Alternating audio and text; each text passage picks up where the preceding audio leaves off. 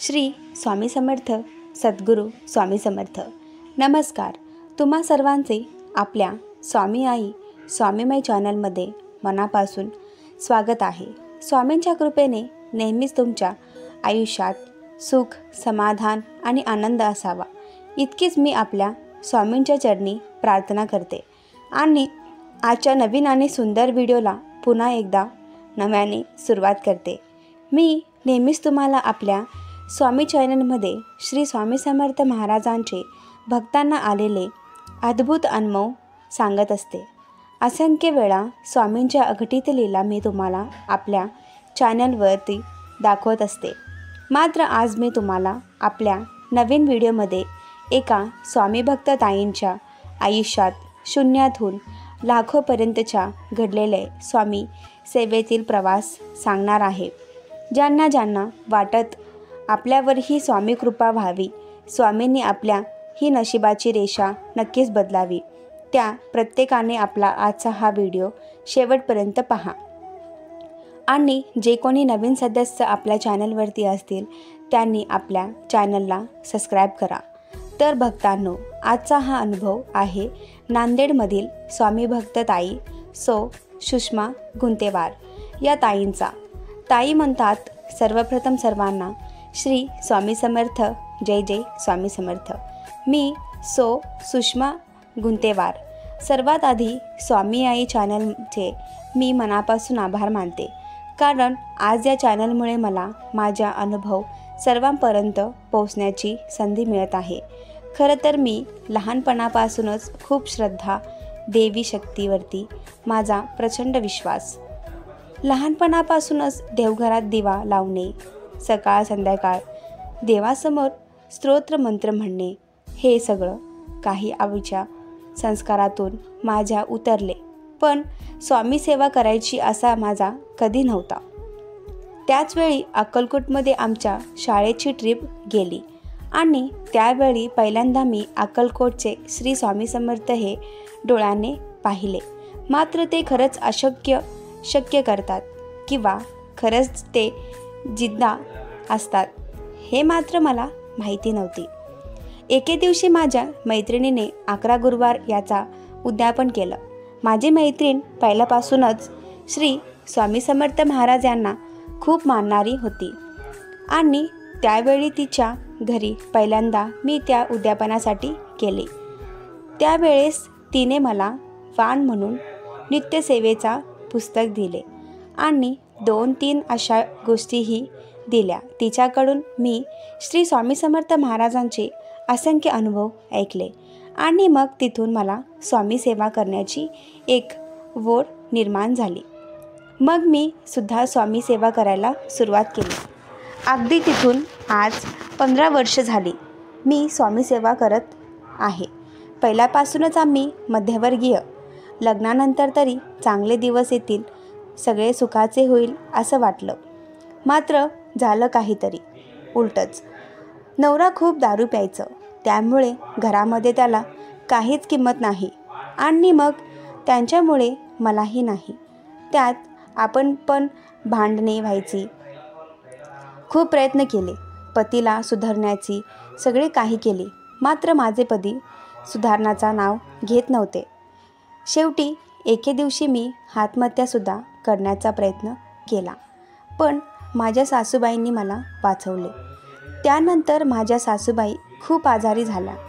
अचानक त्यांना अस्थमाचा त्रास होऊ लागला, ज्यामुळे त्यांना श्वास घ्यायला खूप त्रास व्हायचा। खूप दिवस हॉस्पिटलमध्ये ठेवलं, ट्रीटमेंट केली आणि तितकाच खर्चही आला, त्याच प्राण वाचले। मात्र आमचे दागिने आणि सगळं घरही विकण्याची वेळ आली। सर्व विकून आलेल्या पैशामध्ये आम्ही त्यांना सुखरूप घरी आणले। पण आता हे घर मात्र भाड्याचे होतं, कारण हक्काचे घर आम्ही विकले। खरं तर आयुष्यात सतत काहीतरी विघ्ने, अडथळे येतच होती। काही केल्याशिवाय नशिबाची साथ आम्हाला मिळत नव्हती। मग मी सगळे ठीक व्हावं, ही सगळी पनवणी निघून जावी म्हणून महाराजांच्या 11 गुरुवारांना सुरुवात केली। मात्र त्यातही मला काही अनुभव आला नाही।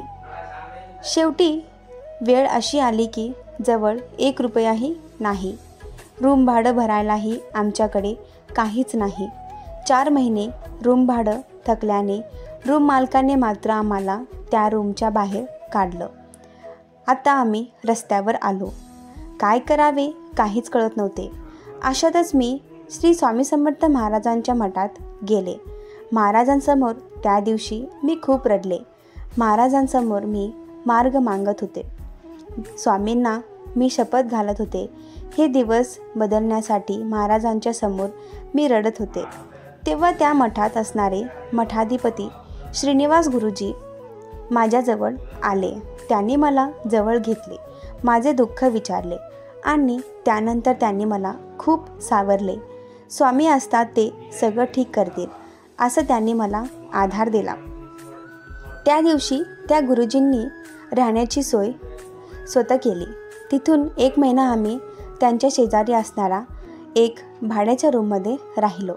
मात्र त्यांचं भाडं त्या गुरुजींनी स्वतः भरलं. त्या 1 महिन्यामध्ये त्यांनी मला 7 सेवा सांगितल्या.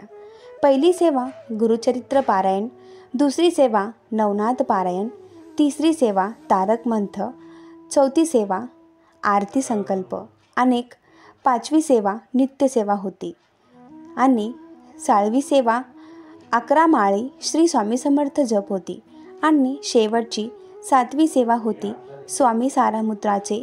1 महिन्यामध्ये तब्बल 51 पारायणे होती. या 7 सेवा कठीण होत्या पण पर्याय नव्हता.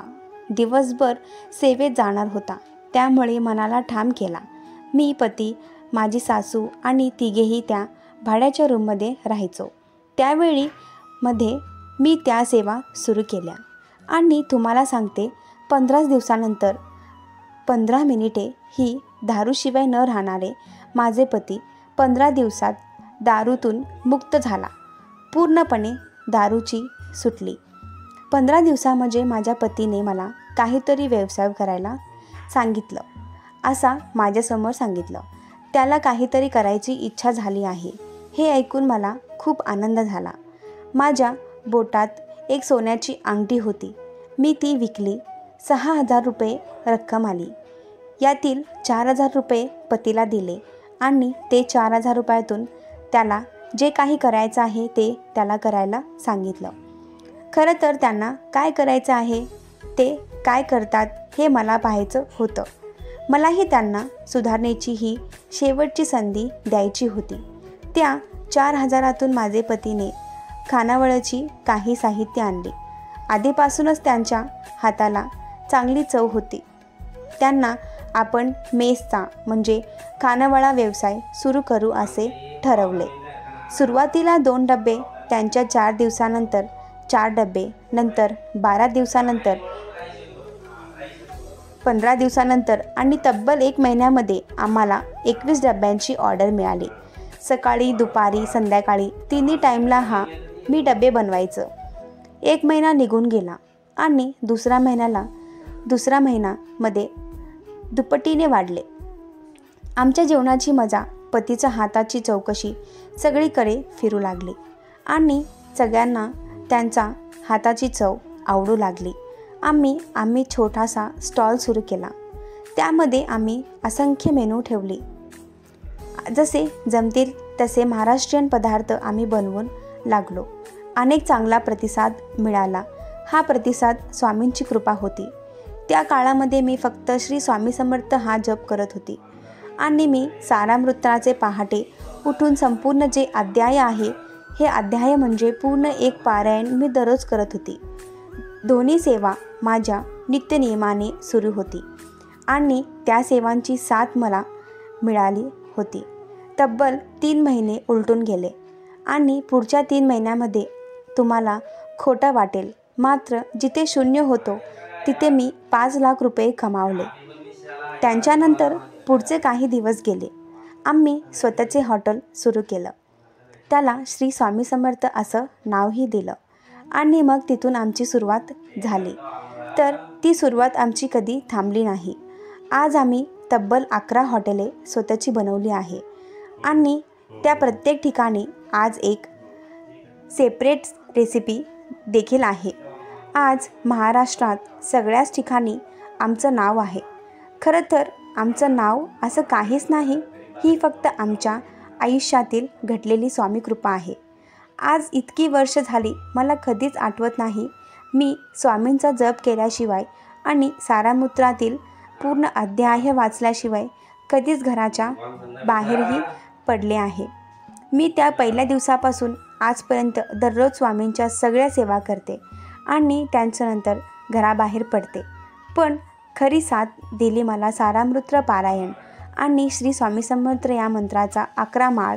मी खरंच माझं नशीब बदललं, माझं भाग्य चमकावलं. माझ्या आयुष्यात, माझ्या नशिबात जे नव्हतं तेही मला स्वामीने दिले. श्री स्वामी समर्थ भक्त खरंच खूप अद्भुत, मनाला लागणारा दिव्य अनुभव. बघा आम्ही कसे भक्तांचे नशिबाचे फासे कसे बदलतात याचा पुन्हा एकदा सिद्ध झालं.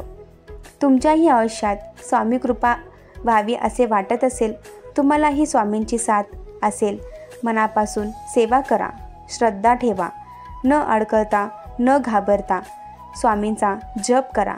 स्वामी नक्की साथ देतील, पाठीशी राहतील आणि तुमच्या सर्व इच्छा पूर्ण करतील.